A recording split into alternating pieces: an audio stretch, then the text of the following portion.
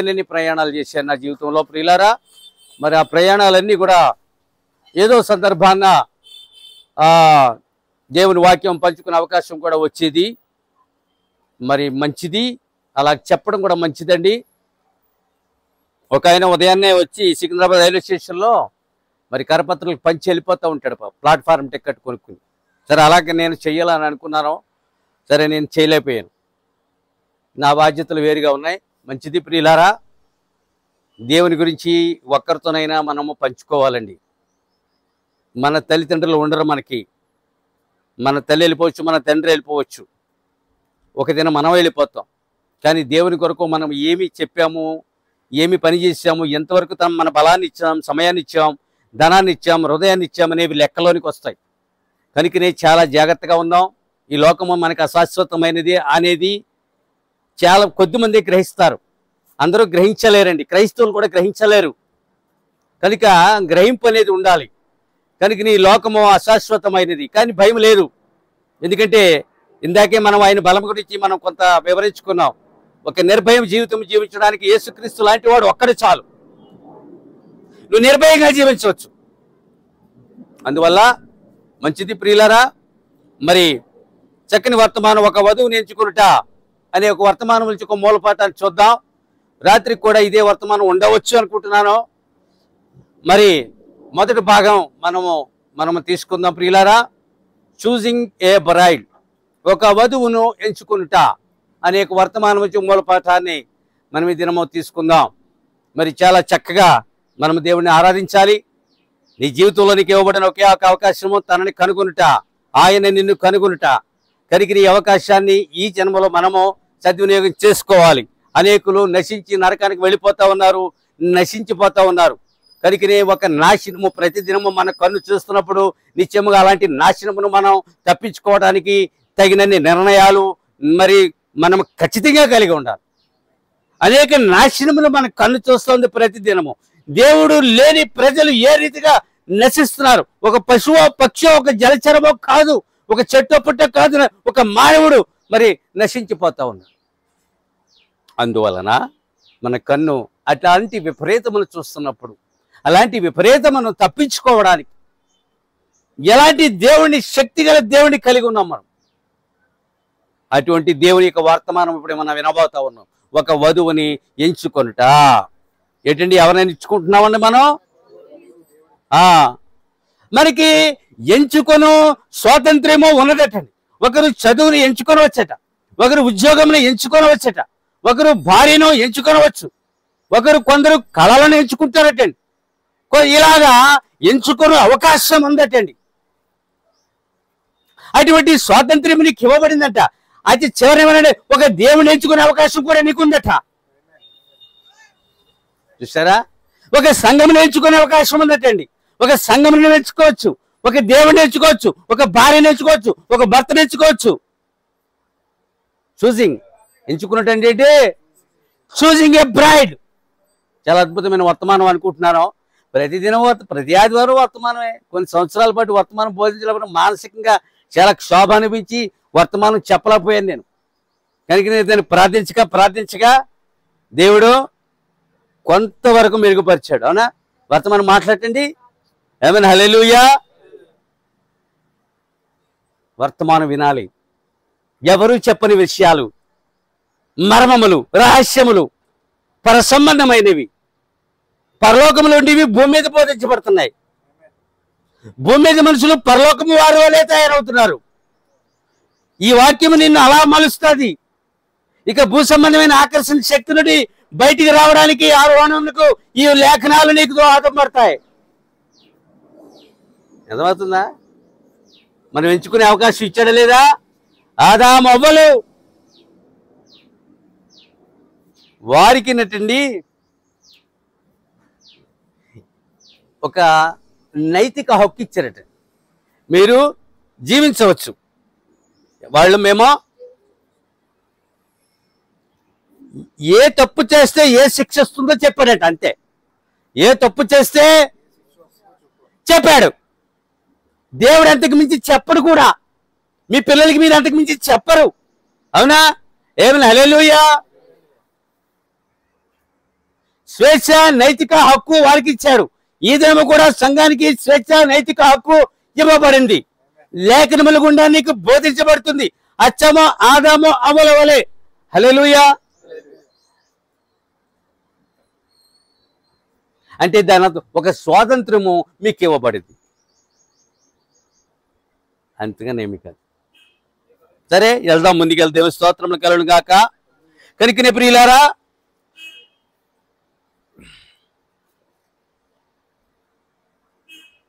ఏదైనా ఒక అమ్మాయిని పెళ్లి చేసుకోవాలంటే అండి, కలుషిత రక్తం మీద ఒక వర్తమానం చెప్తాను. ఏం వర్తమానం అది? కలుషిత. ఇప్పుడు రావచ్చు, కొంచెమే వస్తుంది. అన్యులనే, యూదులనే, క్రైస్తవులనే, ప్రొటెస్టెంట్లనే, క్యాథలిక్లు, వర్తమానికులు. ఏమైనా హల్లెలూయా. రక్తము కలుషితము కాకూడదు. అర్థమైందా? రక్తమా, మరి అదే చెప్తున్నామేమో, రక్తము కలుషితము కాకూడదు. వర్తమాన పిల్లల్నే చేసుకోవాలి. కట్నం ఇచ్చిన ఏమేమి వచ్చినా పర్లేదు, ఇవ్వకపోయినా పర్లేదు, ఎవరిని చేసుకోవాలి? ఏమన్నా హల్లెలూయా. అన్యులకి ఇచ్చేస్తారండి క్రైస్తవులు పిల్లలు, పెళ్ళికొడుకు దొరకడన్నాడు దేవుడు. ప్రార్థించే దమ్ము ధైర్యం లేక, అవునా, ప్రార్థనలో వెతకలేక ఇర్మీయాతో చెప్పాడు దేవుడు, మీ కొడుకులకి కోడళ్లను చూడండి, మీ అమ్మాయిలకు మీ కుమార్తెలకు అల్లులను వెతుకుడి. ఎక్కడ ఎతకాలి? ఏడు చెప్పులు చేయాలి, అదిగిపోయేలాగా ఎతకడదా, అరిగిపోయేలాగా ప్రార్థనలు ఎతకాలి. ఏమైనా హల్లెలూయా.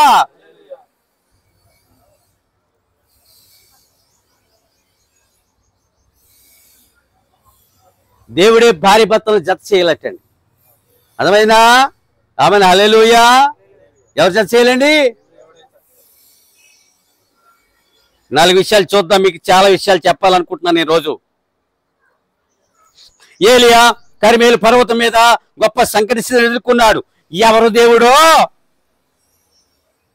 ఒక నిరూపణ కొరకు ఒక సంకట స్థితిని ఎవరో కర్మేలు పర్వతం మీద ఏలియా ఎదుర్కొన్నాడు. ఆహాబు యెజబెలు ఏలియా మీద ఏం చేస్తున్నారు? రంకెలు వేస్తున్నారు. అతను చావరేవో తేల్చుకోవాలి. ప్రతిదినం అతనికి ఒక సంకట స్థితి. పైగా వదకు ఎంచబడిన గొర్రెవలే ఉంది ఏలియా జీవితం. ఎవరి రాజు రానంటే మాటలా, రేవంత్ రెడ్డి మనం అంటే మాటలా, నేను రాత్రి కూదేస్తానంటే మనకి ఎలా ఉంటుంది? భయమేస్తుంది. హల్లెలూయా. కనుకనే అతడు పర్వతం మీద అతడు ఒక సంకట స్థితిని ఎదుర్కొంటున్నాడట. ఎవరు దేవుడు? ఎందుకో మరి ఈ సందర్భం అక్కడ పెట్టాడు, నేను మాట్లాడుతున్నాను దాని మీద. దేవుడు ఎవరు? బయలు దేవుడా, యెహోవా దేవుడా? ఎవరు కందకమును ఆర్పగలరు? ఎవరు అగ్ని ద్వారా దిగి వచ్చి ఈ బలిని దహించగలరు? అది సంకటం.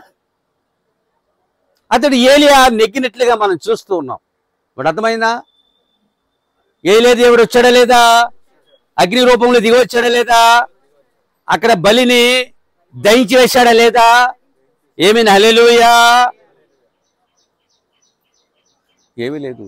ప్రతి భక్తుడు కొంత సంకట స్థితిని ఎదుర్కొంటాడు. భక్తులు ఏం చేస్తారు? నీ సంకటం గురించి యెహోవా నేనే. ఏమంటున్నాడు మరలా? నీ సంకటం గురించి యెహోవా నేనే. ఒక వధువుని ఎంచుకొనుట, ఒక వరుడిని ఎంచుకొనుట, ఒక దేవుని ఎంచుకొనుట, ఒక సంఘమును ఎంచుకొనుట, ఒక వర్తమానమును ఎంచుకొనుట. నేను మామూలు విషయాలు ఏంటండి? బైబిల్లో ఎక్కడగానే ప్రేమ వివాహములు లేవు, పెద్దలు కుదిర్చిన వివాహములు లేవు, దేవుడు కుదిర్చిన వివాహములు ఉన్నవి. ఆమెను హల్లెలూయా. ఎవరు కుదిర్చినవి? దేవుడు జత చేసిన వివాహములు కనబడతా ఉన్నాయి. దేవునికి స్తోత్రములు కలుగును గాక.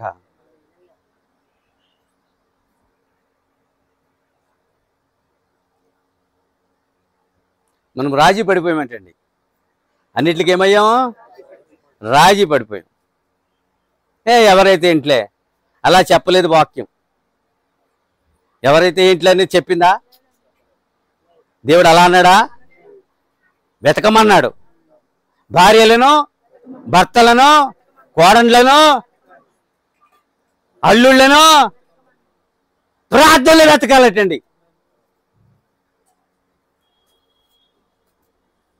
చాలా అద్భుతమైన వర్తమానం. కొంచెం సేపు ఉందా? దేవునికి స్తోత్రములు కలుగును గాక. హల్లెలూయా. మానవ జీవితము సూర్యుని వలె ఉన్నట్టండి. అతడు ఉదయమని జన్మిస్తాడు, పగలంతా జీవిస్తాడు, రాత్రికి అస్తమించి మరణిస్తాడట. ఎలా ఉంది మానవ జీవితమా? జన్మించుట, జీవించుట, మరణించుట. మరలా తెల్లవారి ఉదయము అతడు తిరిగి జన్మిస్తాడట. అలాగే మనము జీవించి మరణించి, జన్మించి జీవించి మరణించిన తర్వాత మరలా మనము పునరుద్ధానులు అవుతాము. అలా ఉందంటే మానవ జీవితం ఎలా ఉంది? సూర్యుని వలె ఉంది. అతడు ఉదయాన్నే జన్మిస్తాడు, పగలంతా జీవిస్తాడు, రాత్రికి అర్థమైందా? తిరిగి మర్నాడు ఏమవుతాడు? తిరిగి నువ్వు మర్నాడు ఏమవుతావు? పునరుద్ధానుడు అవుతావు. తిరిగి మరలా ఇదిగో నేను బ్రతికి ఉన్నాను. యేసు అదే చేశాడు. నేను మరణించలేదు, మృతుడైతిని గాని ఇదిగో యుగ యుగములు సజీవుడునై ఉన్నాను. ఏమైనా హల్లెలూయా. నేను చనిపోలేదు, నేను మరణించలేదు. అర్థమైందా? మనం మరణించాం. మరణం అనగా నరకము. మరణం అనగా రెండవ మరణము, అది నరకము. మనము మరణించము కానీ అదే అర్థం చేసుకోండి మీరు. అర్థమైనా? అలా ఉందంటే మన జీవితం ఎలా ఉంది? సూర్యుని వలె ఉంది, చంద్రుడితో పోల్చలేదు. చంద్రుడికి చంద్రోదయం, చంద్రాస్తమయం అలా లేవు. అవును, అతని పని వేరు, ఇతని పని నక్షత్రముల పని. ఏమైనా హల్లెలూయా. అర్థం చెడిపోకుండా చాలా జాగ్రత్తగా తీసుకెళ్ళాలి. కనుక నేను ప్రియులారా, మనము కూడా అలాగే ఉన్నాం.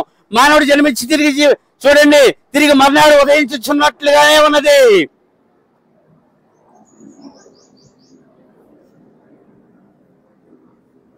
ఎందరూ తమ జన్మను క్రీస్తులో సార్థకం చేసుకొనగలుగుతున్నారు? ఎందరూ తమ జన్మను క్రీస్తులో సార్థకము చేసుకొనగలుగుతున్నారు? జన్మ సార్థకం ఉందండి. ఈ జన్మకు ఒక సార్థకత ఉంది. ఎందరూ క్రీస్తులో తమ జన్మను సార్థకము చేసుకొనగలుగుతున్నారు అన్నాడు.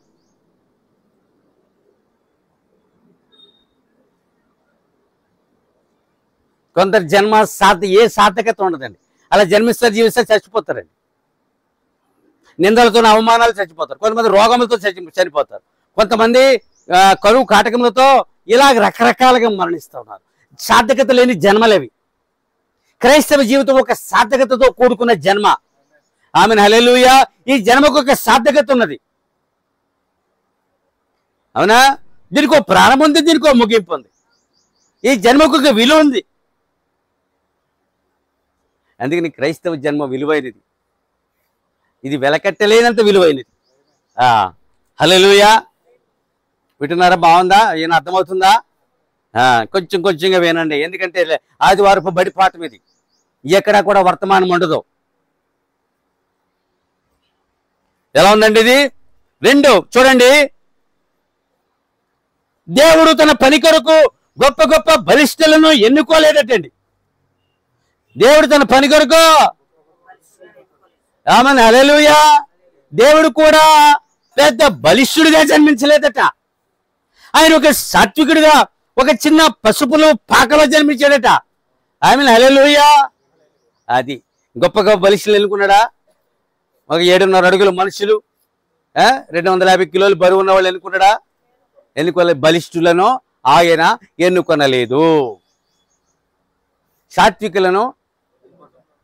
ఇప్పుడు ఎవరిని ఎన్నుకున్నాడంటే తన వాక్యమును నెరవేర్చగల శక్తిమంతులను ఎన్నుకున్నాడట. ఇప్పుడు చూసారా? తన వాక్యమును నెరవేర్చగల శక్తిమంతులను ఎన్నుకున్నాడు. మనకి అదే బాధ్యత ఇచ్చాడు. మనమేం బలిష్ఠులం అండి? మనం ఏమైనా 6.5 అడుగులు ఉన్నామా? ఏమైనా బాడీ బిల్డర్స్మా? 6 ప్యాక్ బాడీసా? ఏమైనా హల్లెలూయా. తన వాక్యమును నెరవేర్చగల శక్తి నీకు ఉందని నమ్మి ఆయన నిన్ను తన పనిముట్టిగా ఎన్నుకున్నాడు. అట్టివారిని దేవుడు ఎన్నుకుంటాడు. అర్థమైందా? ఎవరు ఎన్నుకుంటున్నాడు? తన వాక్యం నెరవేర్చేవారే వధువు.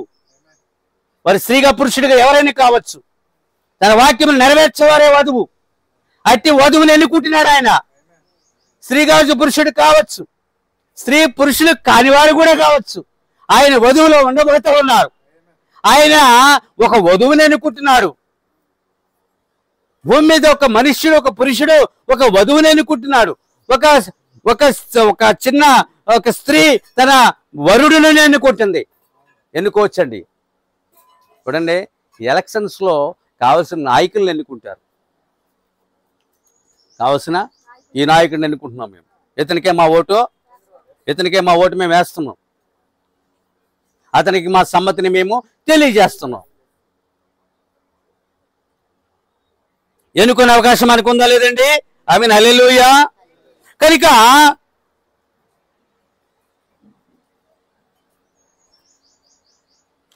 చూద్దాం ప్రియులారా, రూతు తన అత్తతో ఏమంటుందంటే ఒక తీర్మానం చేస్తుంది తన అత్తగారితో. రూతు, మరణము తప్ప వేరొకటి మనల్ని విడదీయజాలదు. అంతే. ఎవరికి ముందు చావస్తే వాళ్ళు వెళ్ళిపోతాం. ఆ చావే మనల్ని విడదీయాలి. మరొక మనుషుడు మనల్ని. అందువల్ల తన తీర్మానమును ప్రవక్త ప్రశంసిస్తూ ఇప్పుడు చూడండి, మరణము తప్ప వేరొకటిది నన్ను విడదీయజాలదు. ఎందుకు ప్రేమించుకున్నాం మనం? ఎందుకు ప్రేమించుకున్నారు? ఎందుకు ప్రేమిస్తున్నారు దేవుడిని? దేవుడు మమ్మల్ని ఎందుకు ప్రేమిస్తున్నాడు? మరణం వరకు నీవు నమ్మకంగా ఉంటావని. సంఘము మరణం వరకు, ఏ భర్త అయినా భార్య అనండి, మరణం వరకు భర్తకి నమ్మకంగా ఉండాలి, భార్యకు నమ్మకంగా ఉండాలి. నమ్మకమునకు ఆస్పదము కలదు. కనుకనే ఒక నమ్మకత్వం. ఏమంటుంది రూతు ఒక వధువుకి సాదృశ్యంగా ఉంది. నిన్ను నన్ను మరణం తప్ప వేరొకటి విడదీయజాలదు. అదండి ప్రేమ అంటే. నిజంగా రూతు దేవుడు రూతుకి కొత్త, నయోమి దేవుడు రూతుకి కొత్త, నయోమి దేశము రూతుకి, నయోమి యొక్క ప్రజలు రూతుకి, నయోమి యొక్క ఆరాధన రూతుకి. కానీ నయోమిని రూతు ప్రేమిస్తుంది. చివరికి నీ దేవుడే నా దేవుడు, నీవు మరణించిన చోటని నేను మరణిస్తానంటుంది తప్ప మరణము తప్ప వేరొకటి మనల్ని విడదీయదు. అది వండర్ఫుల్. దాన్ని ఏమంటారంటే వండర్ఫుల్ కమిట్మెంట్ అనమాట. అది గొప్ప డెసిషన్, తీర్మానం ఆమె చేసింది. ఆమె చేసి అలాగే అత్తతో పాటు వెళ్ళిపోయింది. ఇవాళ దేవునితో కూడా అదే తీర్మానం. మరణం వరకు నీకు నమ్మకంగా ఉండాలి, నీ ప్రార్థన అదే ఉండాలి. అవునండి, ఇంట్లో భార్య భర్తలు కాదండి, భార్య భర్తలు దేవునికి మేము నీకు నమ్మకముగా ఉండాలి, మరణం వరకు నమ్మకముగా ఉండాలి. ఏమంటే తెలుసా, నీవు మరణం వరకు నమ్మకంగా ఉండు. ఇదిగో నేనేవో బహుమానము నేను త్వరగా నీకు పట్టుకొస్తున్నాను. మరణము వరకు, ముక్కులో ఊపిరినంత వరకు నీవేం చేయాలి? నమ్మకముగా ఉండాలి. అది వధువు యొక్క తీర్మానం. అది అలాంటి తీర్మానం చెయ్యాలి. దేవునికి స్తోత్రములో కలుగును గాక. హల్లెలూయా. కైకినే ఇప్పుడు చూద్దాం ప్రియులారా. అంటే ఏమన్నాడంటే, మరణం వరకు మీరు పోరాడండి, కిరీటమును గెలవండి. చూసారా, క్రీడాకారుడు ఏం చేస్తాడు? బహుమానం కొరకు పోరాడతాడు. మరణం వరకు మీరు పోరాడండి, కిరీటమును గెలవండి. అది జీవ కిరీటం కావచ్చు, కిరీటం. నీకొక కిరీటం పరలోకములో. పౌలు కిరీటాన్ని గెలుచుకున్నాడు. నా వైపు చూడండి, ఈ వాక్యం వినండి. చాలా భాగం ఇది వినాలి మీరు. పగల రాత్రి వినాలి ఇవాళ మీరు. చాలా మంది ఆబ్సెంట్లో ఉన్నారు ఇవాళ. ఏం చెప్పినప్పుడు నేను చెప్పండి, ఎలా ఉండాలి?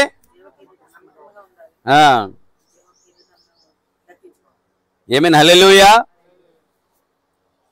ఇప్పుడు మళ్ళా మొదటగా ఒక భార్యను ఎంచుకున్న అవకాశం, ఒక భర్తను ఎంచుకున్న అవకాశం. నరుడు ఒంటరిగా ఉంటే మంచిది కాదు. ఒంటరిగా ఉంటా రేవగడికి అర్థమవుతుందా? అవదు. ఇంకా దొరికేసింది గర్ల్ ఫ్రెండ్, ఇంక ఉండడు అంతే చెప్ప అలాగే వెళ్ళిపోవడం. నేను అన్నానని కాదు, సరే ఇది రికార్డ్ అవుతుంది, వేరేది. నరుడు ఒంటరిగా ఉండుట, అందువలన భార్యని ఎంచుకోవాలి, ఖచ్చితంగా ఎంచుకోవాలి. భర్తను వారు దేవుల్లో వెతకాలి. నా భర్త ఎక్కడున్నాడు, నా ఎముక ఎక్కడుంది, అంతేనండి. నా ఎముక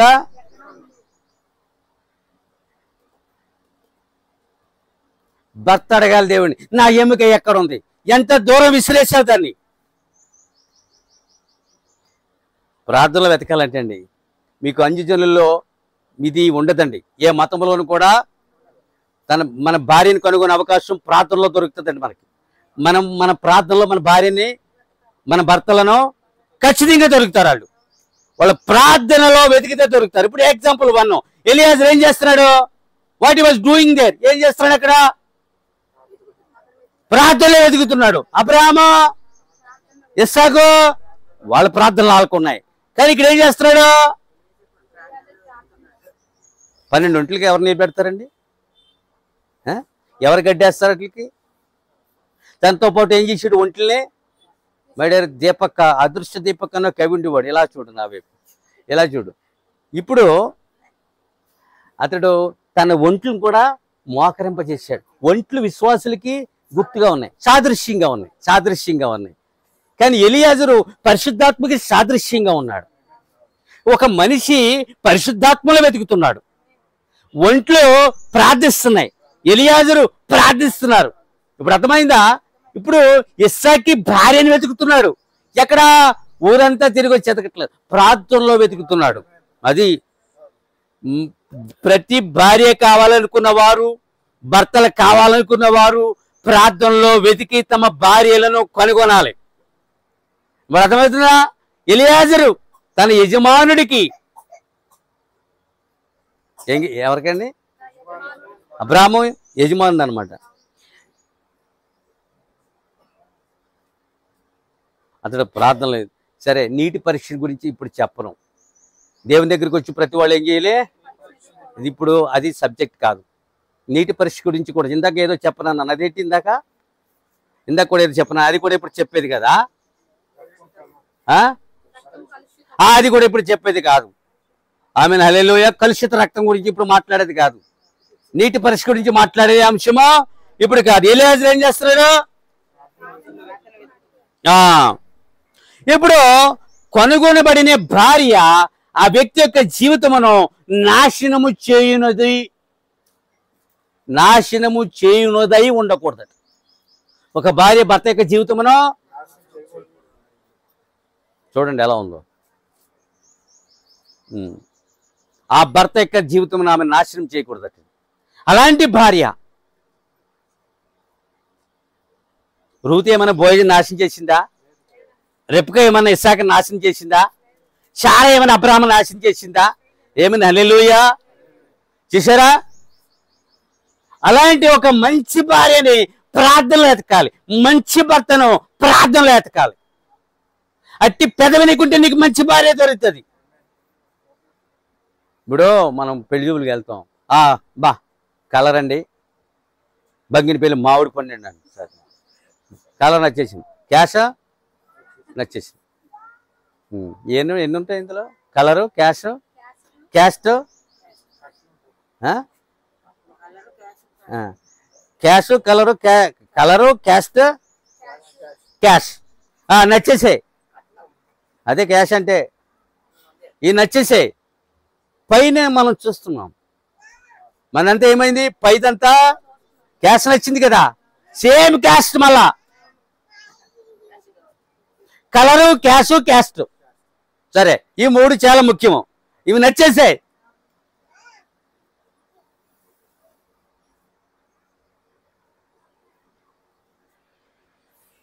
అంతే, పెళ్ళి అయిపోయింది. మనం భోజనాలకు వెళ్ళిపోయాం, తినేసాం, హాయిగా ఎవరి కాళ్ళు వెళ్ళిపోయాం. మా చుట్టాల కూరడు పెళ్ళి అయింది, 3 నెలలు ఉంటుంది కాపురం అన్నాడు. అప్పుడే ఒకడు ఎట్టేసాడు నాకులాగా. ఈ కాపురం ఎంతసేపు ఉంటుందా, 4 నెలలు ఇడిపోతారు అంటున్నాడు. అప్పుడే మా పెద్దమ్మ మనవడు అనమాట, అంత తుంట్రోడు కుర్రోడు, సరే, నేను ఏం చెప్పానండి? దేవుని స్తోత్రములు కలుగునుగా. హల్లెలూయా. ఒక భార్య భర్త యొక్క జీవితమును నాశనము చేయునదై ఉండకూడదు. క్రైస్తవుడు ఖచ్చితంగా ప్రార్థనలో భార్యను వెతకాలి. క్రైస్తవ స్త్రీ తన భర్తను ప్రార్థనలో వెతకాలి. ఎలియాజరు తన యజమానుని యొక్క కోడల్ని ప్రార్థనలో వెతుకుతున్నాడు. చాలా ప్రార్థన చేయొచ్చు, ఇస్సాకు, అబ్రహాము, కానీ ఇతని ప్రార్థనే కనబడుతుంది. ఎందుకంటే ఇతడు ఊరూరా వెళ్ళి అక్కడ స్టే చేసి అక్కడ ఏం చేస్తున్నాడంటే ప్రార్థన చేస్తున్నాడు. ఈ ఊర్లో ఎవరైనా అమ్మాయిలు ఉన్నారా అలా వెతుకుతూ వెతుకుతూ అతడు ప్రార్థన చేస్తా ఉన్నాడు. ఏ పిల్లయితే వచ్చి నాకును నా ఒంట్లకును నీళ్లు పోయినో ఆ అమ్మాయే నా యజమాని యొక్క కుమారునికి భార్య అగును అంటున్నాడు. చాలా మంది కన్యకలు వచ్చి నీళ్ళు తోడుకునే వెళ్ళిపోయారు. దిగుడు బావులై నీళ్లు ముంచుకుని తోడుకునే వెళ్ళిపోయారు. కానీ ఒక అమ్మాయి వచ్చింది లాస్ట్లో. ఆ అమ్మాయి వచ్చిన తర్వాత ఆమె మరి ఇతను నీళ్ళు పోయమని ఏమి చెప్పలేదు, నాకు నీళ్ళు ఇమ్మని ఏమి చెప్పలేదు. ఒక బిందె నీళ్ళు ఒక ఒంటికి పోసింది. ఎందుకో అది గటగడా తాగింది. ఇంకా ఒంట్లు మిగిలిపోయాయి, మిగతా వాటికి పోసింది. అవన్నీ నీళ్లు తాగిన తర్వాత ఇతడు కళ్ళు తెరిచాడు. కళ్ళు తెరిచిన తర్వాత ఒంట్లకి నీళ్లు పోస్తుంది. మాటలా దిగుడు బావికి వెళ్ళాలి, మళ్ళీ పైకి ఎక్కాలి. ఒక ఒంటే ఎన్ని ఒంట్లు అయ్యి ఒక ఒంటే 12 బిందులు నీళ్లు తాగుతుంది. ఇప్పుడు అర్థమైందా? 240 బిందులు నీళ్లు. ఒకసారి మాకు అక్కడ ఫస్ట్ ఫ్లోర్లో నీళ్లు వస్తున్నాయి. ఇద్దరు అక్కా చెల్లెళ్ళు వచ్చారు. నీళ్లు కింద నుంచి పైకి మోయటమే, పెద్ద ఏమీ లేదు. నేను కింద నుంచి కొంత దూరం పట్టుకెళ్తాను, ఈవిడ ఆ కొంత దూరం నుంచి ఇంట్లో పట్టుకెళ్తారు. ఆ నీళ్ళు ఎక్కడ మోయాలని చెప్పి ఆ వధువులు అవుతారు వాళ్ళు. ఈమె బాప్తిసం పొంది వ్యంజనాలు అయిపోయింది. ఈమె బాప్తిసం పొంది మొత్తం లోకంలోనికి ఎవరో చెదిరిపోలేనంతగా చెదిరిపోయింది. దేవునికి దొరకనంత దూరం 12 బిందులు నీళ్లు దొరికితే మాకు 10 బిందులు 5 బిందులు దొరుకుతాయి. ఎంతమంది ఉన్నాం అక్కడ? నలుగురికి 4 8 బిందులు. 8 బిందులు ఎక్కడికి? అంతే. ఆవిడ ఎన్ని బిందులు మోయాలి? 240 బిందులు నీళ్లు మోసి ఎలియాజరుకి ఒక గ్లాసు నీళ్ళు ఇవ్వాలి. అర్థమవుతుందా? అంతటి పని చేసినదే, అంతటి త్యాగపూరితమైన పిల్లే నా యజమానుడి యొక్క కోడలవుతుందని అతడు ప్రార్థనలో చెప్తా ఉన్నాడు. పెళ్లి కుదిరిపోయింది. పెళ్లి కొడుకుని చూడకుండానే ఎలియాజరుతో వెళ్ళిపోతా ఉంది. బోయేజుని చూడకుండా రూతు వెళ్ళిపోతా ఉంది. ఎంత అద్భుతమండి! మా తోలల్లి గారు వీళ్ళ అక్క కొడుకండి పెళ్లి కూతురు చూడకుండా పెళ్లి చేసుకున్నాడండి. డివైన్ మేరీ స్లెస్సర్ ఆవిడ పేరు. చాలా అద్భుతం. నేను నచ్చిడింటాడు. అమాయకుడే, ఘనుడు. పెళ్లి కూతురు చూడడం పెళ్ళి ఆడతారండి. ముందు పిల్ల చూపులు, తర్వాత పెళ్లి చూపులు, ఆ తర్వాత ఏమో ఎన్నెన్నో ప్రధానాలు, పెద్దల భోజనాలు, మరలా తర్వాత రిసెప్షన్లు, తర్వాత పెళ్ళిళ్ళు.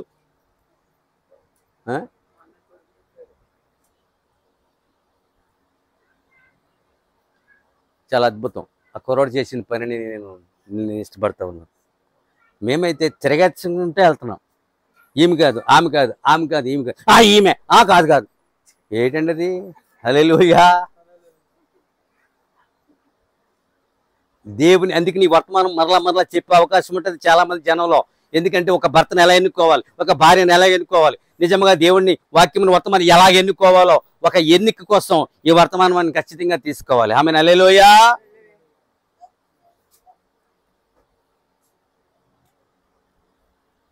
పై ఆకర్షణ చూసి ఎన్నుకోవద్దన్నాడు.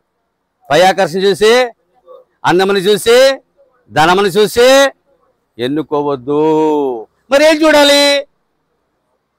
గుణము. మరి గుణం నీకు ఎలా కనపడుతుంది? అది కనపడేదా? అందుకే నేను ప్రార్థించాలి. అప్పుడు ప్రార్థన వలన దేవుని బయలుపాటు వస్తుంది. ఆమెన్. హల్లెలూయా. ఎక్కువ చేసేసుకుంటున్నారు. ఎన్నో ఈ చెప్పగలను కానీ ఇదంతా నా అనుభవం అనమాట. పెళ్లి కుదిరిపోయింది, నేను దాక్కున్నాను. అదొక వింత అనుభవం. 20 రోజులకి ఎవరు పట్టుకోలేదు. 21వ రోజుని ఒక గనుడు నన్ను బయటికి లాక్కొచ్చాడు. బయటికి లాక్కొచ్చి ఈమె దగ్గర తీసుకెళ్ళి, ఈవిడ దగ్గర మళ్ళీ పంచాయతీ. సరే, అది వేరే విషయం. హల్లెలూయా.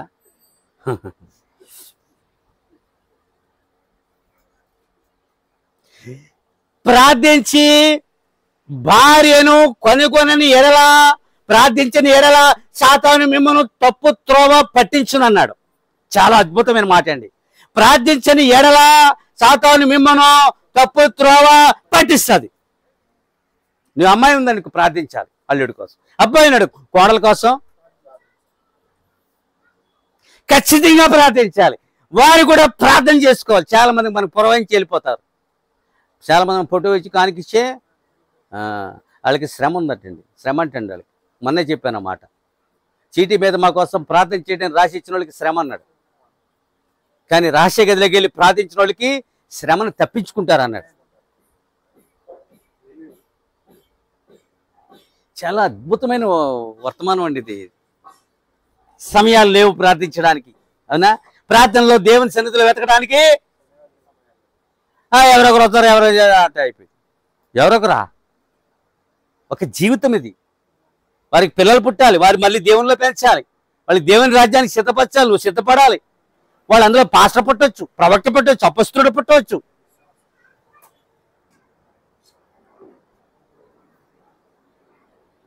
ఆమేన్, హల్లెలూయా. సాతాను మిమ్మను ఉద్యోగం చే స్త్రీ తన ఇంటికి సంరక్షణాలుగా ఉండదు అన్నాడు. ఒక్కొక్క పాయింట్ చాలా చాలా బంగారు తుణుకులు లాంటి పాయింట్. ఉద్యోగం చే స్త్రీ తన ఇంటికి సంరక్షకురాలుగా ఉండదు.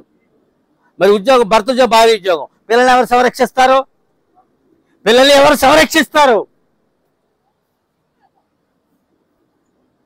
అలాగ అయిపోయింది పరిస్థితి. విశ్వాసం లేక. అది ఆడపిల్లను ఉద్యోగం చేస్తున్నావు అంటే విశ్వాసం లేక. అర్థమైందా? బ్రతకడమో చేతకాకని కాదు, బ్రతకడం చేతకాక కాదు, ఇంకా డబ్బు సరిపోక ఒకరి ఖర్చు పెడదాం, ఒకరి దాద్దాం, అవునా? రేపటి దినము నీది కాదని చెప్పాడు ఆయన. రేపు ఏమి సంభవించినా నీకు తెలియదు. అందువల్ల స్త్రీ ఉద్యోగం చేయటం వలన తన కుటుంబానికి సంరక్షకురాలిగా ఉండలేకపోవచ్చున్నది. తండ్రి ఎక్కడ ఉద్యోగం, తల్లి ఎక్కడ ఉద్యోగం, పిల్లలు ఎక్కడో చదువులు, ఎన్నింటికి వస్తున్నారో తెలియదు, ఎన్నింటికి వెళ్తున్నారో తెలియదు, ఎవరెక్కడ ఉన్నారో తెలియదు. అబ్బా,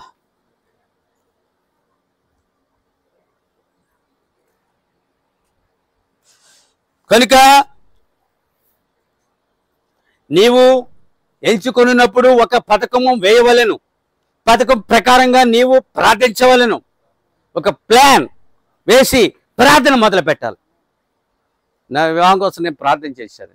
తద్వారా కొన్ని దర్శనాలు కూడా నేను కళలో చూడగలిగాను. అయితే మా వివాహం చేసిన పాస్టర్ గారు నా కళల్ని నన్ను నమ్మలేదు. ఆయన పాపం. సరే, మీరు నమ్మకపోయినా పర్వాలేదని నేను అనుకున్నాను. నా అనుభవం, నా సాక్ష్యం నాకు ఉంది అని నేను అనుకున్నాను. సరే, అది వేరే విషయం. మంచిది. మీరు ఎలా చేయాలి? ఒక పథకం ప్రకారంగా, ఒక ఇల్లు కట్టాలనుకో పథకం ప్రకారంగా ఒక పథకం ప్లాన్ చేయాలి. ఎలాంటి ఇల్లు కట్టబోతున్నాం, బెడ్రూమ్లు ఎన్ని, లేదా కిచెన్లు ఎన్ని, ఫ్లోర్లు ఎన్ని, అవునా? ఎంత అవసరం అవుతుంది, ఎంత అవసరం కాదు. ఒక పథకం ప్రకారంగా నీ ఒక భవిష్యత్తు గృహమును నిర్మించుకుంటున్నావు. ఒక భవిష్యత్తు కొరకు ఒక జీవితంలో నిర్మించుకుంటున్నావు. ఒక భర్తనని కూడా, ఒక భార్యని అనుకుంటా ఉన్నావు. అందువలన ఏం చేయాలంటే ప్రార్థనలో వెతక, పథకం ప్రకారంగా ప్రార్థించాలి. ఒక ప్లాన్ ప్రకారంగా నువ్వు ప్రార్థించాలి. అంశం తప్ప ఏ వేరే అంశమో తీసుకోకూడదు. దేవుని స్తోత్రం, హల్లెలూయా. ప్రార్థించాలని చెప్పబడింది. ప్రార్థించకపోతే కష్టం. అందుకే నేను అవకతవకల వ్యక్తులు దొరుకుతున్నారు.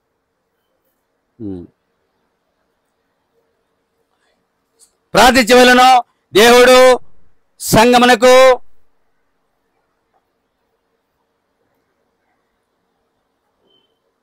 సంగమునకు ప్రముఖ వ్యక్తులు పంపలేదు, కానీ పరిశుద్ధాత్మని పంపాడంట.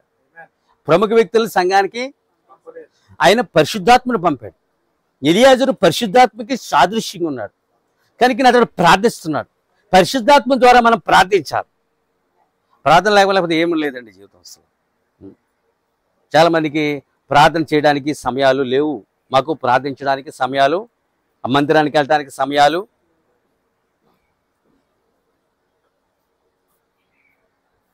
ఎంత విలువైనది ప్రార్థన. వెలకట్టలేని ఆయుధమును నీ మొలకు తగిలించాడు ఆయన. శక్తివంతమైన ఆయుధం. పరిశుద్ధ స్థితిగతులను మార్చివేయినది ప్రార్థన.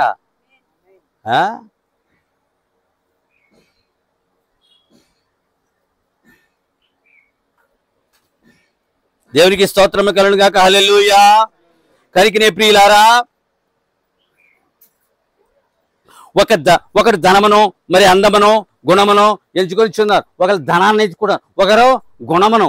ఒకరు గుణాన్ని ఎంచుకుంటున్నాడు అంటే, ఒకరు ధనాన్ని, మరొకరు అందమును.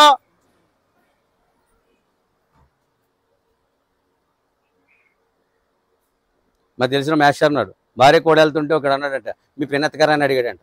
ఇంకెప్పుడు నాతో రాకన్నాడు భార్యని. ఇంకెప్పుడు నువ్వు నాతో, ఆవిడకి ఎంత బాధగా ఉంటుందండి. ఆవిడ మనసు పెట్టుకోవాలి కదా,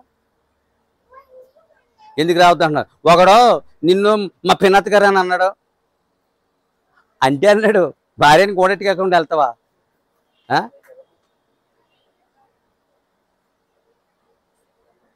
తప్పు, అంతేనా?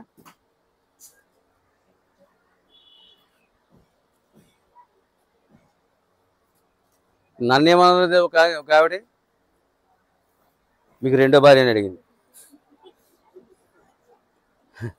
నేనేం రెండో భార్య నేను కాదండి, నాకు ఆవిడకి మొదటి పెళ్ళి. నేను ఆవిడ రెండో నీకు కోపడ్డానేంటి?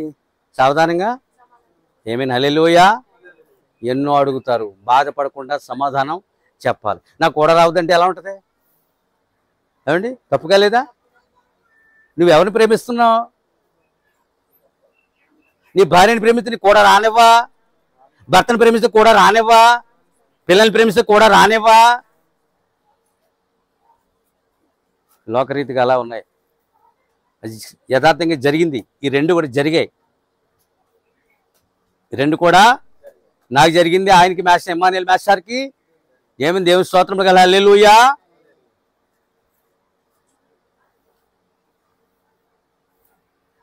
ఏం చెప్పానండి? ఒకరు ఏం చేస్తున్నారు? ధనము, కట్నాన్ని నేర్చుకుంటున్నాడు. మరొకరు అందమును, మరొక వ్యక్తి గుణమును.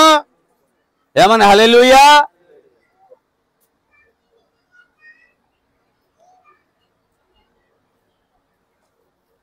ఒక ఆది పాపం ఉన్నది. అది అవ్వ ఆదాముకి నేర్పించింది. ఎవరెవరు నేర్పించారు? అవ్వ ఎవరికి నేర్పించి చెప్పండి? దేవునికి స్తోత్రము కలుగుగాక. సాతాను అవ్వకి నేర్పిస్తే అవ్వ ఆదాముకి నేర్పించింది. ఇరువురు ప్రపంచానికి నేర్పించారంట. ఏ పాపమో? ఆది పాపము నేర్పించారు. అంతము వరకు ఉండు పాపం అది. సాతాను ఎవరికి నేర్పించాడు? అవ్వకి. అవ్వ ఎవరు నేర్పించింది? ఆదాము అవ్వలు ఎవరికి నేర్పించారు? ఆది పాపం అది. ఇప్పుడు అంతవరకు అది ఉందా లేదా? మానవ జాతి మీద దొల్లుకుంటూ వెళ్తుంది అది. దేవుని స్తోత్రము కలుగు హల్లెలూయా. ఇద్దరే అక్కడ, భార్య భర్త. ఇంకెవరైనా ఉన్నారండి అక్కడ? సినిమా ఉందా? సినిమా స్టార్లు ఉన్నారా? ఎవరైనా ఏమని ఇతర జనాంగం ఉందా అక్కడ? ఏమని హల్లెలూయా. చూడండి ఎలా చెప్పుకొచ్చాడు. ఒకరికొకరు ఏం చేశారు? నేర్పించుకున్నారు. అది ఆది పాపం. అది అంతమూరకుండు పాపం. పాపము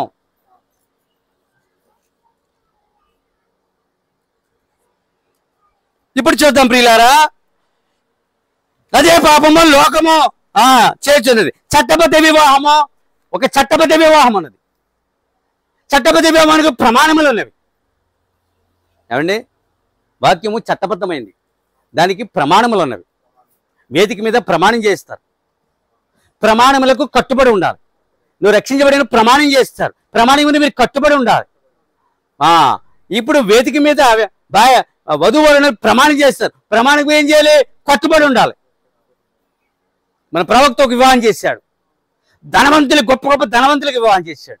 చివరికి ఆయన ఒక ధనవంతుడి ఇంటికి నాబ్ బంగారం దట్టండి. ఇలా పట్టుకుంటాం కదా, ఎల్లిపాయలా ఉంటుంది నాబ్. అది బంగారం అంటండి, అవి గోల్డ్ అంటండి. అంత ధనవంతుడికి పెళ్లి చేశాడండి. ఒక దరిద్రుడు కూడా పెళ్లి చేశాడు. నీ భార్యని పోషించగలవా అన్నాడు. ఎన్నో ప్రశ్నలు అడిగాడు. ఇరువురు కూడా సంతృప్తికరమైన జవాబులు ఇచ్చారు. అప్పుడు ఆ పెళ్లి చేశాడు. 10 మందిలో చేశాడు పెళ్లి. ఎంతమంది? 10,000 మందిలోనా? ఆమేన్, హల్లెలూయా. ఆ మాటలో నేను 10 మందిలో పెళ్ళా అని మనం ఆశ్చర్యపోతాం, అవునా? 10 మందిలో ఒక పెళ్లి చేశాడు ఆయన. వారి సమాధానములు నాకు సంతృప్తిని ఇచ్చినవి. ఏమన్నాడు? అప్పుడు నేను ఈ పెళ్లి నేను చేస్తానన్నాడు. అన్నిటికన్నా ఘనమైన వివాహము ఇదే అన్నాడు. ఏమన్నా, హల్లెలూయా. బస్ 10 మందికైనా అతడు విందు చేశాడో లేదో మరి ఆ కుర్రోడు. అర్థమవుతుందా? అర్థమైందండి? లెక్కలేనని పెళ్ళిళ్ళు చేశారు ఆయన.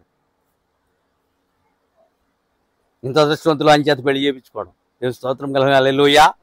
కనుకనే వివాహము చేసుకున్న తర్వాత పరిత్యాగము చేయకూడదు. భార్యను విడిచిపెట్ట, భర్తను విడాకులు. ఏమన్నా, హల్లెలూయా. మొదటేమన్నాను? మరణము వరకు, మరణము వచ్చి ఎవరికి వెళ్ళిపోయే వరకు కూడా జతగానే ఉండాలి. ఆమేన్, హల్లెలూయా. నీవు మరణ దినమును కూడా వివాహ ప్రమాణమును జ్ఞాపకం చేసుకోవాలి. ఎప్పుడది? పెళ్ళైన వెంటనే ప్రమాణాలు మర్చిపోతారు, అవునా? పెళ్ళైన వెంటనే తప్పండి, మహాపాపం కూడానండి. మర్చిపోకూడదండి వివాహ ప్రమాణములను. వేరొక భర్తతో నేను ఉండను, వేరొక భార్యతో వేరొక తప్పు నేను చేయము. ప్రమాణాలయ్యి. ఆదామావుకు పెళ్లి చేసిన వాడు దేవుడే. కనానులో వివాహ విందుకు వెళ్ళిన వాడు కూడా దేవుడే. ఆయన వివాహ వ్యవస్థని గౌరవిస్తున్నాడు, ఆయన కుటుంబ వ్యవస్థని గౌరవిస్తున్నాడు. ఆయన పరిత్యాగాలు ఇష్టపడలేదు, విడాకులు ఇష్టపడలేదు. దేవుడు జత చేసిందని మానవుడు విడదీయరాదు. హల్లెలూయా. ఒక వధువుని ఎంచుకునుట చూసారా? దేవుడు కూడా ఒక వధువుని ఎంచుకున్నాడు, అవునా? నకిలీదాన్ని ఎంచుకున్నాడా? చెప్తాను, ఈ రాత్రి కూడా చెప్తాను. ఈ వర్తమానం కంప్లీట్ అయితే మీకు ఒక అవగాహన వస్తుంది. నువ్వు ఎలాంటి భార్యవు, నీకు ఎలాంటి భర్త, నీ భర్త ఎలాంటి వాడు, తన భార్య ఎలాంటిది. మనలో కొందరికి పోనీ క్రైస్తవ వివాహాలు కాకపోయినా బాప్తిస్మ దగ్గర కొన్ని ప్రమాణాలు చేసాం. ఆమేన్, హల్లెలూయా. ప్రమాణానికి కట్టుబడి ఉండాలటండి, అప్పుడే దాని విలువ అంటండి. ప్రమాణానికి కట్టుబడి లేకపోతే దానికి విలువ లేదు. పైగా దైవ సంబంధమైన సన్నిధిలో దేవుని ప్రమాణం, దేవునితోనే. ఆమేన్, హల్లెలూయా. మాకు ఈమెకి వర్తమాన పెళ్లి జరిగిందండి. 12 మంది అండి మేము భక్తి ప్రారంభిస్తాం. కుర్రోళ్ళు 28, 30, 26 అలాగా. ఆస్తి కోసం ఒకడు వెళ్ళిపోయాడు. అవతాడు కుసుమ ప్రసాద్ మా సంఘశాఖలో పెళ్లి చేసుకున్నాడు. ఒక ఇల్లు కోసం, ఇంకొకటి ఇంకో దానికోసం, ఇంకొకటి ఇంకో దానికోసం. 12 మంది 11 మంది 11 రకాలుగా వెళ్ళిపోయారు. చివరికి నేను మిగిలాను, ఈవిడ మిగిలింది. నేను ఇలాంటి పెళ్లిని అద్భుతమైన పెళ్లి అన్నాడు అంతే ఆయన. నేను ఎలాంటి పెళ్లిని ఎప్పుడు చూడలేదు, అద్భుతంగా జరిగింది అన్నాడు. అవునా? ఏమన్నాడా? ఏం కావాలి ఇప్పుడు? ఏం కాదు, అయిపోయాకరా, కలిపేసాయి. ఏమన్నాడు? ఆ 11, 12 మంది కూడా ఆయన సంఘ సభ్యులే. ఓ పెళ్లికి ఆ పిల్ల ఉద్యోగం బాగా బంగారు చెప్పేది ఒంటి నిండా పెట్టుకొచ్చింది. నేను ఈ పెళ్లి నేను చేయలేను, నువ్వు ఒంటి నిండా పెట్టుకో, నేను కూర్చుంటాను అతిథిగానే. వేరొక ఆయన వచ్చి ఆ పెళ్లి చేసుకుని వెళ్ళిపోయాడు. అదైనా ఒంటి నిండా ఏం పట్టుకొచ్చింది? దండగడియాలు, గొలుసులు, మెడకాసులు, అవి ఇవి అన్నీ కూడా.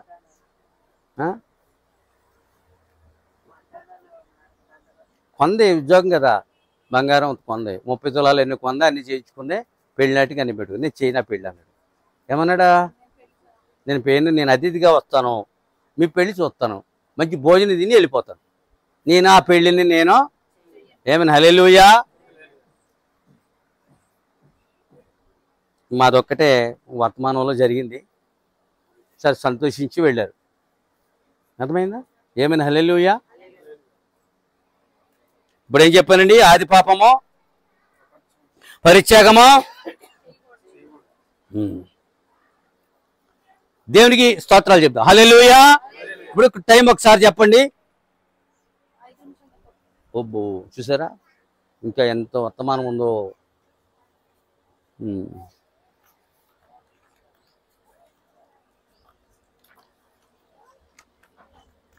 మత ఆర్థిక రాజకీయ కారణమును బట్టి ఆహాబు యెజబెలును పెండ్లి చేసుకున్నాడు. ఏమన్నాగడా?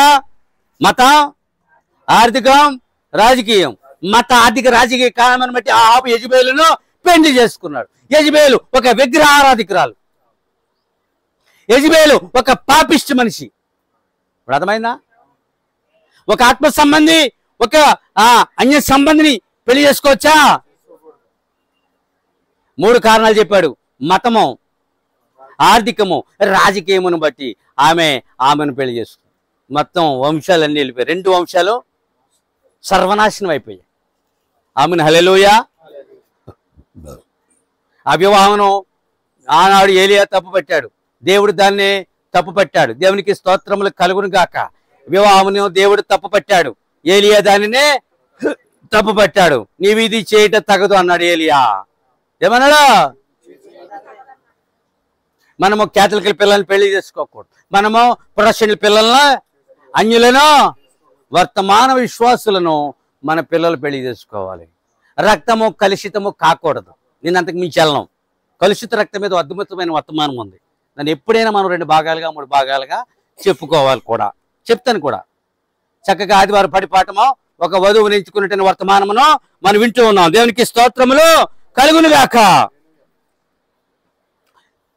స్త్రీ పురుషుని కొరకు చేయబడింది, కానీ పురుషుడు స్త్రీ కొరకు చేయబడలేదు. స్త్రీ ఎవరి కొరకు?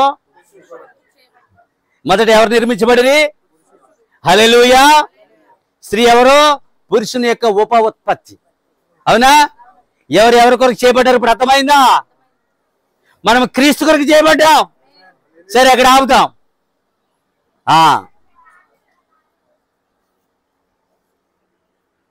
క్రీస్తు మన కొరకు చేయబడలేదు. చేయబడ్డానికి ఆయన సృష్టికర్త, ఆది అంతము లేనివాడు. అది మనమే ఆయన కొరకు చేయబడ్డాం. స్త్రీ ఎప్పుడు పురుషుని కొరకే చేయబడింది. స్త్రీ ఎవరు? పురుషుని యొక్క ఉప ఉత్పత్తి. అతని నుంచి ఆమె ఉత్పత్తి అయింది. చూద్దాం ప్రియులారా. అది ఇందాక అబ్బాయి ఏమనుకున్నాడు? అందమని అనుకున్నాడు. అందము ఎల్లప్పుడూ ఎలాంటిది? ఆగు చెప్తా. భూభౌతిక అందము ఎల్లప్పుడూ మోసకరమైనది. అందము ఎల్లప్పుడూ సాతానుదే. నేను ఈ 5 నిమిషాలు తీసుకుంటాను, నేను ఎక్కువ తీసుకోను. వినలేరు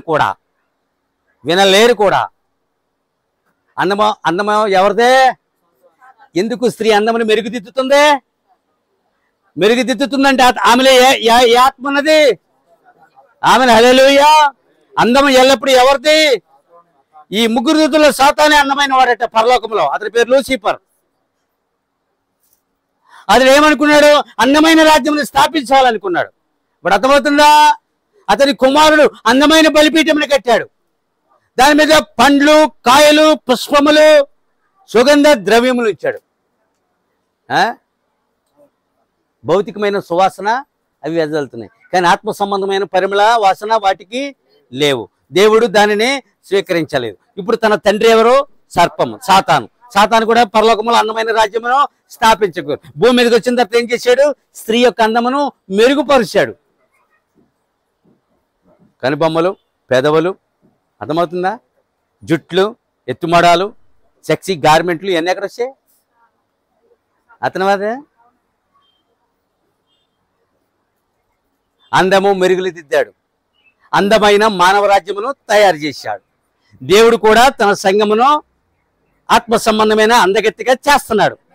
ఆమెకొక ఆత్మ సంబంధమైన సౌందర్యమును, ఆత్మ సంబంధమైన అందమును ఆపాదిస్తూ ఉన్నాడు. అందుకని అందమైన సౌందర్యం మోసం. ఆహాబు మోసపోయాడు. స్త్రీ యొక్క సౌందర్యం పురుషుని మోసపుచ్చుతుంది. ఇప్పుడు అర్థమైందా? హల్లెలూయా. నిజమైన పిల్లలు ప్రార్థన చేసి భార్యని ఎన్నుకుంటారు, భర్తని ఎన్నుకుంటారు. వారు కేవలము ప్రార్థిస్తారు. అప్పుడు జత చేయబడతారు.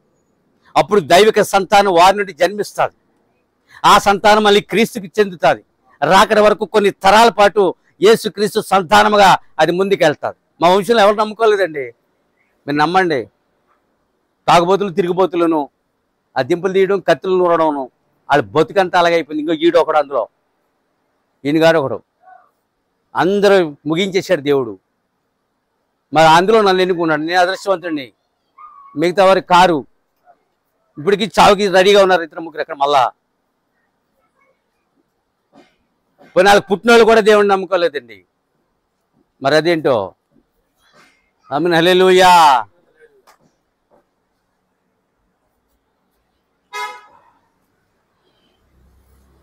సాతానుడు ఎంత అందమైన దూత, మిఖాయిలు కానీ గాబ్రియలు కానీ అందమైన వారు. తన అందము ఎక్కడ పడిపోయిందో చెప్పుకొచ్చాడు. పాతాళంలో పడ్డాడంట.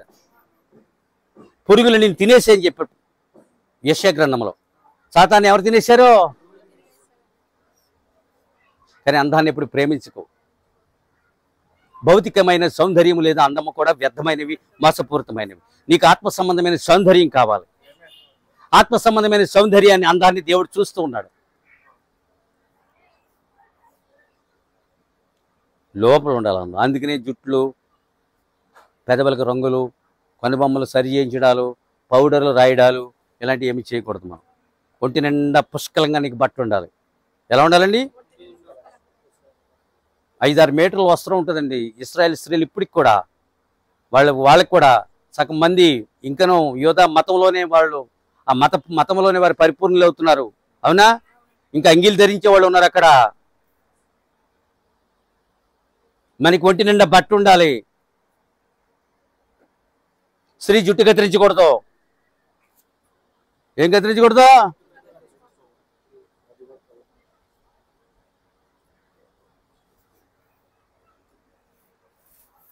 దేవునికి ఇష్టంగా ఉండడం అంటే అదే. లేఖనం ఏం చెప్తుందో యాజకుడు అదే చెప్తాడు. యాజకుడు ఏం చెప్తున్నాడు? సంఘం దాన్నే వినాలి. దాన్ని విని దాన్ని నెరవేర్చాలి. నీ పిల్లల్ని అలా చేయకూడదు. మీ పిల్లల్ని అలాగా మనకు సబ్బు ఉంటే చాలు, లేవగానే పేస్ట్ ఉంటే చాలు, మరి అర్థమైందా? తలకంత కొబ్బరి నుంచి చుక్కుంటే చాలు, ఉతికిన బట్టలు ఉంటే చాలు, తెగన జోడుంటే చాలు, అంతే. అది మాత్రం అర్థం చేసుకోండి మీరు. అవి దేవుని కృప చొప్పున నీకు ఇవ్వబడ్డాయి. సాతానుడు అందమును కోరును, దేవుడు హృదయమును కోరును. సాతాను ఎప్పుడు పై రూపమే. అదే ఉంటుందండి. నిన్ను యవనస్తున్న ఫోటోలు ఆ జుట్టు ఉందా? ఆ జుట్టుకున్న నలుపు ఉందా?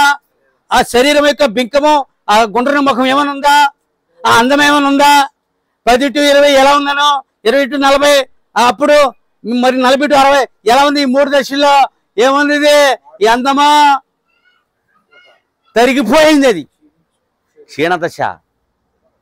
అందుకని దానిని నమ్మకూడదు. అందమని బేట్ చేసుకోకూడదు. అందమైన మోసపుచ్చకూడదు. సహజసిద్ధంగా మీరు అందమైన వాళ్ళే. పౌలు అన్నాడు, మీరు అందమైన వారు, మీ అవయవములు సౌందర్యము కలిగినవి, కానీ వేరే అందమును వాటికి నీవు ఆపాదించవద్దు. సాతానుడు అందమైన దూత, అందమైన రాజ్యములు చేయదలిచాడు. అక్కడ పప్పులు ఉడకలేదు, భూమి మీదకి వచ్చాడు, స్త్రీని ఎన్నుకున్నాడు. స్త్రీ ద్వారా అక్కడ ఏదేని తోటలో పడగొట్టాడు. నేడు చివరి దినమున స్త్రీ ద్వారా ప్రపంచమును పడగొట్టాడు. కానీ వధువు పడదు, దీనిని పడగొట్టలేడు. వాడు వల్ల అవదు. ప్రతి దినము వాక్యానుసారంగా జీవిస్తున్నప్పుడు నిన్ను చూసి వాడు దూరంగా. అందుకనే సాతానును చితకు తొక్క అవకాశం నీకు దొరికింది. ఏమన్నా హల్లెలూయా. ప్రతి దినం వాడిని చితకు తొక్కుతూ ఉన్నావు. వాడు పప్పుని ఎద్ద ఉడకతావు, అంజుల ఎద్ద, సంఘ శాఖల ఎద్ద వాడు పప్పు మెత్తగా ఉడుకుతాడు. వాడు పప్పు నీ యొద్ద ఉడకదు. హల్లెలూయా. సరేండి, ఉడుకుతుందండి.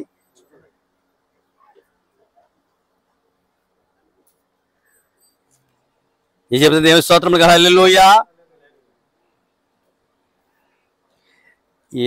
ముగిస్తాను. ఈ దినమున స్త్రీ యొక్క అందము పెరిగిపోయింది. పురుషుడి గురించి మాట్లాడలేదు. మనమంతా కూడా స్త్రీ పురుషులు వధువై ఉన్నాం. మీరు స్త్రీలు గారు, బహుశా మీరు పురుషులు కూడా కాదు. మీరేమై ఉన్నారు? వధువై ఉన్నారు. ఈ చివరి దినమైన స్త్రీ యొక్క అన్నం ఏమైంది? పెరిగిపోయిందటండి. స్త్రీ అన్నం ఏమైంది? స్త్రీ అన్నమును పెంచేసింది. ఆమెను ఎవరిని ఆకర్షించడానికి? దేవునికి స్తోత్రములు కలుగును గాక. అందుకనే పెరిగిపోయిన అందముతో ఈ ప్రపంచం నిండిపోయింది. అవునా? ముందు ఫ్రాన్స్ నుంచి అమెరికాకి, అమెరికా నుంచి పశ్చిమ దేశాలకి, పశ్చిమ దేశం ఆసియాకి, ఆసియా నుంచి ఇండియాకి, మొత్తం అంతా ఏమైంది? దిగుమతి అయింది. ఏమైంది? దిగుమతి అయింది. ఫ్యాషన్స్ అన్ని కూడా పాపమో దిగుమతి అయింది. అవునా? అన్నమా అంత ఇంపోర్ట్ అయింది. సాతాను చేసిన పని. ఫ్రాన్స్ కారణం అన్నాడు, తర్వాత అమెరికా, తర్వాత ఈ 2 దేశాలు ప్రపంచానికి ఏం చేసాయి? ఎగుమతి చేసాయి. హల్లెలూయా. చివరి దిన స్త్రీ యొక్క అన్నం ఏమైంది? దేవుడు వాక్యము దీవించును గాక.